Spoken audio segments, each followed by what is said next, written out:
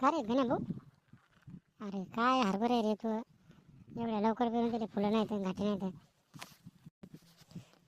अरे येतील ना, दम धरणार असा. फुलं धरतील तरी आता कुठं कुठं दिसाले फुलं. कुठे फुलं आहेत रे? रोज जातो मी काय करायला माळात तिकडं फुलं आहे म्हणतं. काय किती झालं हरभरा तिच्यातलं पतलाटच झालं रे. हरभर नाही होत पर्यंत हो गण्या भाऊ. दोन ना तीन पोते होतील तुले या अलीकडे वाऱ्यात. पलीकडे वाऱ्यात एक दोन पोत होईल. होईल ना रे, लय का आवाज नाही इकडे तू.